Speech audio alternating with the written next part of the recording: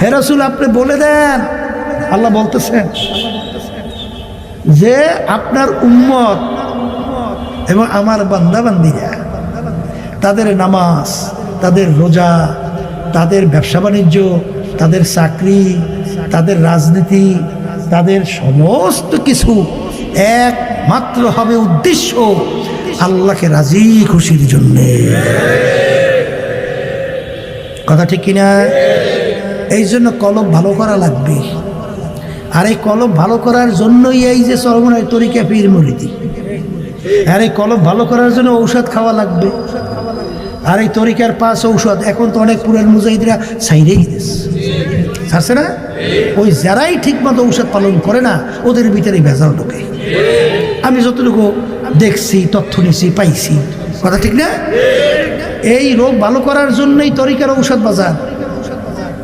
কষ্ট যত হোক এই ঔষধ ছাইরেন না, এই ঔষধ ঠিকমতো পালন করেন। কারণ আমাদের উদ্দেশ্যকে কালবে সালিম নিয়ে আল্লাহর কাছে যাওয়া লাগবে। এছাড়া পরিত্রাণ পাওয়া যাবে না, এছাড়া জান্নাতে যাওয়া যায় না। আল্লাহ রাব্বুল আলামিন কোরআনুল কারীমের ভিতরে অসংখ্য জায়গায় আল্লাহ রাব্বুল আলামিন বলছেন যে ইল্লা মান আতাল্লাহা বিকলবিন সালিম, পরিচ্ছন্ন স্বচ্ছ কলব ছাড়া আমার পবিত্র জায়গা, বেহেশতে জায়গা হবে না। এই জন্য আমার বাজানদেরকে বলবো, পর্দালে মা বোনদেরকে বলবো, যেই কথা বলতে চাইছিলাম যে আমাদের দাম বাড়ে কমে কির উপরে ভিত্তি কইরা? বলেন, কলবের উপরে ভিত্তি কইরা। বলেন বলেন বলেন। তার বাস্তবতা উদাহরণ বেশি, আর দেবো কি? এই একটা উদাহরণ দিয়া অন্যদিকে যাই। বেলাল হাবশী রাদিয়াল্লাহু তাআলা আনহুর নাম শুনছেন? হ্যাঁ, দুনিয়া চলার জন্য কোনো গুণ কিন্তু তার নাই। বলে তা কি?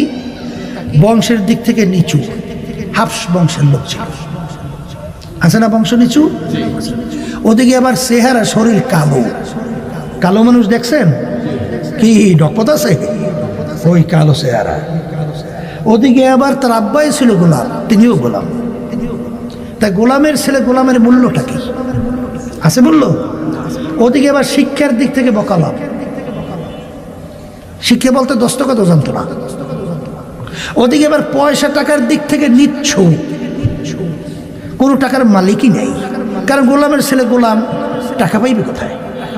কথা ঠিক কিনা? ওদিকে আবার জবানটাও তোতলা। দুনিয়া চলার জন্য গুণ আছে কি? কথা কয় না। কিন্তু আল্লাহ এবং আল্লাহ রসুলের কাছে তার সম্মান কত! আল্লাহু আকবার। আল্লাহ রসুল সাল্লাল্লাহু আলাইহি ওয়াসাল্লাম সবে মেরাজে গেছিলেন জিবরাইল আলাইহিস সালাতু ওয়াস সালামের সঙ্গে। বেহেশতের ভিতরে খরমের আওয়াজ পাওয়া যায়। ভাই জিবরাইল কিসের খরমের আওয়াজ? হে আল্লাহ রসুল সাল্লাল্লাহু আলাইহি ওয়াসাল্লাম, আপনার বেলালের খরমের আওয়াজ পাওয়া যায়। বেহেশতের ভিতরে আল্লাহর হাবিবের আগে কেউ ঢুকতে পারবে না।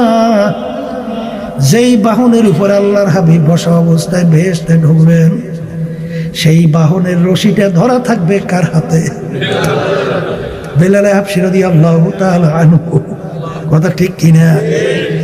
আল্লাহর হাবিবের মসজিদের মুয়াজ্জিন নিযুক্ত আল্লাহর হাবিব করছিলেন। সাহাবায়ে কেরামের সিদ্ধান্ত অনুযায়ী আল্লাহর হাবিব যখন বলে বেলাল ফজরের আজান নতুন মুয়াজ্জিন দিবে, নতুন মুয়াজ্জিন আজান দেয়, সাহাবায়ে কেরাম মসজিদে আসলো।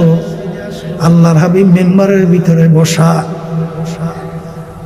সময়ের পর সময় যায়, অন্ধকার পরিষ্কার হয় না। জিবরাইল আলাইহিস সালাতু ওয়াস সালাম হাজির। আল্লাহর হাবিব বলেন, ভাই জিবরাইল, অন্ধকার কেন পরিষ্কার হয় না? জিবরাইল আলাইহিস সালাতু ওয়াস সালাম বলেন, হে আল্লাহর রাসূল, আজকে আপনার মসজিদের মধ্যে কেন ফজরের আজান হয় না? আল্লাহু আকবার। আল্লাহ নবী সাল্লাল্লাহু আলাইহি ওয়াসাল্লাম বলেন, ভাই জিবরাইল, আপনি কি বলছেন? ফজরের আজান তো অন্যান্য দিনে আরো ভালোভাবে আজকে হয়েছে। বলে আল্লাহর রাসূল, প্রতিদিন আপনার এই মসজিদের আযান আমার মালিকের আরশ থেকে শোনা যায়, কিন্তু আজকে আপনার এই মসজিদের আযান মাওলার আরশে পৌঁছে নাই। তাড়াতাড়ি বেলালকে নিয়ে এসে আযান দেওয়ান। বেলাল আযান না দিলে অন্ধকার পরিষ্কার হবে না।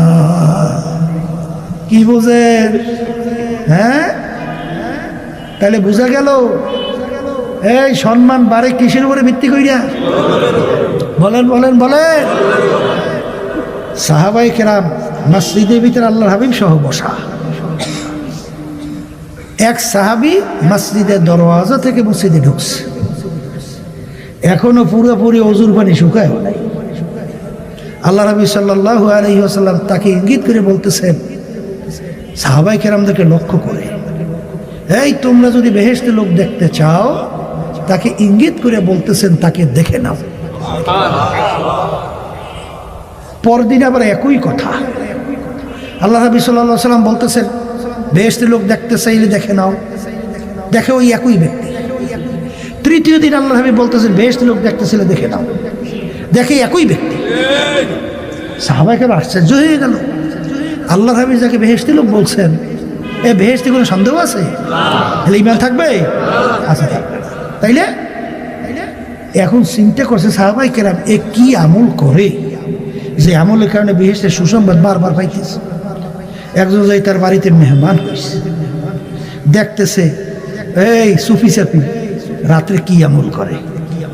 দেখে আল্লাহর বান্দা এশার নামাজ আদায় করিয়া খানা দানা খাইছে বা আগে পরে খাইছে, খাওয়ার পরে বিসমিল্লাহ আল্লাহুম্মা বিইসমিকা আমুতু ওয়া আহইয়া, কি দোয়া করছে? ঘুমের দোয়া করছে। ওই আস্তের উপরে ঘুম। আবার যখন সুবহ সাদেক হয়েছে, আল্লাহর মধ্যে দোয়া বলি, আলহামদুলিল্লাহিল্লাযী আহইয়ানা বা'দা মা আমাতানা ওয়া ইলাইহিন নুশুর। ওইটা ওযু টুযু সাইরা এই জামাতে মসজিদে নামাজ পড়ছে। এরপরে ধরেন অন্য হালাল রুজি কামাইয়ের জন্য কাজ করে চলে গেছে। ভিন্ন কোনো আমল রাত্রে আর পাওয়া যায় না। এখন সাহাবী চিন্তা করলো যে ব্যাপার কি, এ তো তেমন কোনো ব্যতিক্রম আমল কিছুই দেখলাম না। তাহলে আল্লাহ রাসূল সাল্লাল্লাহু আলাইহি ওয়াসাল্লাম বারবার যে তাকে বেহেশতের সুসংবাদ দিল, কারণ কি?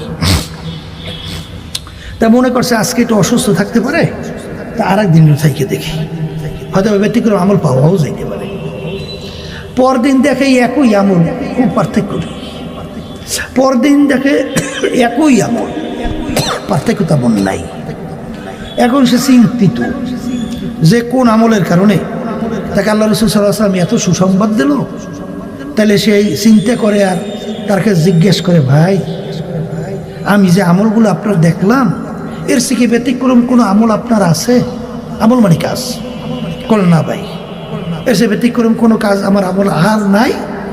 এই কলে ব্যাপার কি? এবার চিন্তা করার হাটে তখন সাহাবী ডাক দিয়ে বলেন, ভাই শোনেন, আমার আর একটা আমল আছে। বলে কি আমল? বলে আমার কলবটা একেবারে ঝকঝকে পরিষ্কার। তখন সাহাবী বলতেছেন, কাজ হোগা, কাজ হোঙ্গা, কাজ হয়ে গেছে। এই কারণেই আল্লাহ রাসূল সাল্লাল্লাহু আলাইহি ওয়াসাল্লাম তাকে বেহেশতের সুসংবাদ দিয়েছেন। হে আল্লাহর বান্দারা, কলবকে পরিষ্কার করেন। যাদের কলব পরিষ্কার তারা কখনোই সুদের সাথে জড়াইতে পারে না, ঘুষের সাথে জড়াইতে পারে না, মিথ্যার সাথে জড়াইতে পারে না, জুলুমের ভিতরে জড়াইতে পারে না, বেপরদায় জড়াইতে পারে না, ধোঁকাবাজিতে জড়াইতে পারে না, জুলুমে জড়াইতে পারে না। কথা ঠিক কিনা? সবসময় নিজেকে নিজে সবসময় অপরাধী মনে করে, ছোট মনে করে। কথা ঠিক কিনা? যাদের কলব ভালো হয়ে গেছে তখন নিজের দোষ নিজের কাছে ধরা পড়ে, আর যখন কলব ভালো হয় না তখন নিজেকে নিজে অনেক বড় মনে করে। কথা ঠিক কিনা? এই জন্য আমার বাজানদেরকে বলবো, পর্দা আলে মা বোনদেরকে বলবো, কলব নামক পার্সের উপরে ভিত্তি করে মানুষের সম্মান বাড়ে এবং কমে। এই কলব পরিষ্কার করা লাগবে কি লাগবে না? একটু আসতে বলেন, বলেন লাগবে। তাই কলব পরিষ্কার করার জন্য হাদিসের ভিতরে অনেক আল্লাহ রাসূল সাল্লাল্লাহু আলাইহি ওয়াসাল্লাম আমাদেরকে প্রেসক্রিপশন করিয়ে ঔষধ দিয়েছেন। তার ভিতরে একটা হলো বেশি বেশি মউতের মুরাকাবা। কথা বোঝেন? বেশি বেশি আল্লাহর জিকির করা, কুরআনুল কারীম বেশি বেশি তেলাওয়াত করা, আর সাদিকিন বান্দাদের সঙ্গে স্পর্শে থাকা। কথা ঠিক কিনা? কারণ কি তা জানেন, এর ইতিহাস তার অভাব নাই। মাওলানা জালালউদ্দিন রুমি রহমাতুল্লাহি আলাইহির নাম শুনছেন? ওই জমানার ভিতরে বিশ্ববিখ্যাত আলেম না, বিশ্ববিখ্যাত মাওলানা জালালউদ্দিন রুমি নাম শুনছেন? শামস তিবরিজি রহমাতুল্লাহি আলাইহি তার পীর সাহেব হুজুর, তার ওস্তাদ মুরব্বী, সে বলতেছেন, বাবা শামসুত তিবরিজি, রোম দেশের ভিতরে একটা পাত্র আছে, এই পাত্রটাকে একটু গরম করে আসতে পারো? কলে, হুজুর আপনি দোয়া করলে পারবো। যাও বাবা, দোয়া করে দেবা। এখন শামসুত তিবরিজি রওনা করে যায় কই? রোম দেশে যায়, রোম দেশ। এখন যাই জিজ্ঞাসা করে, ভাই আমি তো আসছিলাম একটা উদ্দেশ্য লক্ষ্য নিয়ে। কি লক্ষ্য উদ্দেশ্য? কলে, আমি একটু মাওলানা জালালউদ্দিন রুমি তার সঙ্গে দেখা করতে চাই। কোথায় পাবো? কলে, আপনি এখানেই অপেক্ষা করেন, এই পথ থেকেই জালালউদ্দিন রুমি দেখবেন ঘোড়ার পিঠে সওয়ার থাকবে, তার আশেপাশে সাগরেতের কোনো অভাব নাই। অনেক বড় বিশ্ববিখ্যাত আলেম তো, সাগরেতের অভাব। তাই যে ঘোড়ার পিঠে সওয়ার থাকবে সেই হলো জালালউদ্দিন রুমি।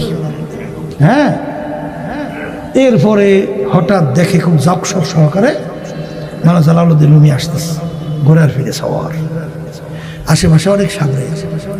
যখন তার কাছাকাছি আসছে, শামসুত তিবরিজি রহমাতুল্লাহি আলাইহি তার ঘোড়ার লাগাম থাবা দিয়ে ধরছে। জালালউদ্দিন রুমি বলতেছেন, ভাই আপনি আমার ঘোড়ার লাগাম ধরছেন কেন? ব্যাপার কি? কলে, ভাই আপনি কি মাওলানা জালালউদ্দিন রুমি? কলে, হ্যাঁ আমি জালালউদ্দিন রুমি। কলে, আচ্ছা মাশাআল্লাহ। বলে, ভাই বলেন তো এলেম কাকে বলে? কি প্রশ্ন করছে? বিশ্ববিখ্যাত একজন আলেম, তাকে এলেমের সংজ্ঞা জিজ্ঞে, পরিচয় জিজ্ঞে, তারিফ জিজ্ঞে। এ হাস্যস্কর না? কথা বলে না? মায়ের কাছে মামু বাড়ির গল্প করে। কথা বলছে, মায়ের কাছে মামু বাড়ির গল্প। তাই মামু বাড়ির গল্প করে মায়ের কাছে, মায়ের বাড়ি কোনটা? কথা বুঝছেন না? বুঝেন? তাহলে যারা নাকি এলেমের ধারক বাহক, তাদের কাছে পরিচয় আছে এলেমের পরিচয়। এখন সে তো বিভিন্ন দিক থেকে ব্যাখ্যা বিশ্লেষণ দিয়ে এলেমের পরিচয়, তারিখ, সংজ্ঞা দিচ্ছে। শামসুত তিবরিজি রহমাতুল্লাহি আলাইহি বলেন, ভাই এলেমের পরিচয় হয় নাই। এলেমের পরিচয় কি বলেন আপনি? এলেমের পরিচয় হয় না? তা আপনি বলেন তো এলেম কাকে বলে?